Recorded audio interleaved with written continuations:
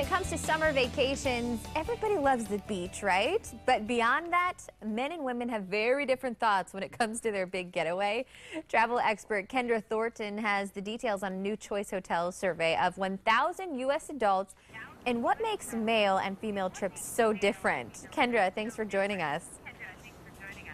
Thank you for having me. So how is it possible that men and women differ so much on spending money during their vacations? It's a vacation. Well, that's true. Well, today I'm at the Cambria Hotels and Suites in Washington, D.C., and this is an upscale property, part of the Choice Hotels family, and they just released the findings of their annual summer travel survey. So I love that there were some discrepancies and some similarities between how men and women view their summer vacation. But in terms of, some of the key facts that I think were fun was in terms of when the vacation starts. 1 in 3 women feel like their vacation really starts when they leave work the day before, whereas 1 in 3 men feel like, my vacation doesn't really start until I'm actually on the plane or in the car headed to my destination. Too funny. Well, I mean, what kind of pet peeves did you find between the men and women? What do they really avoid?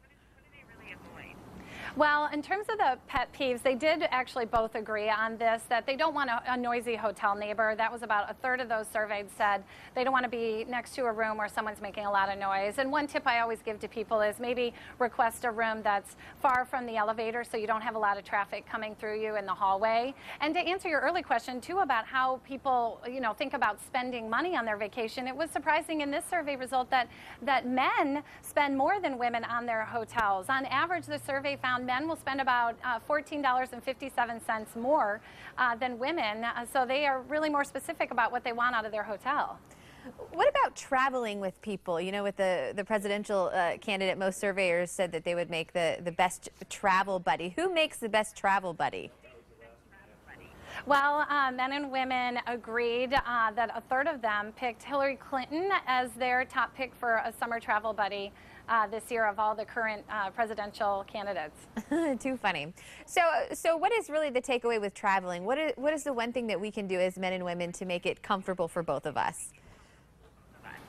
Well, again, as you mentioned, the top destination that both men and women agreed on was to go to a beach this summer vacation. But, what was surprising is the number 2 pick for the women was to go to a national park, whereas the number 2 pick for men was to tour a city. And some of these top states that people really want to explore, I mean, your state of Florida was one, New York, North Carolina, Pennsylvania, Massachusetts. So the East Coast really rules in terms of where Americans want to travel this summer. But I would say the key takeaway is, as usual, the men should let the women win, right? I mean, we're the ones that book the majority of travel, so the key takeaway here is, you guys are going to the beach. If not, you're going to a national park.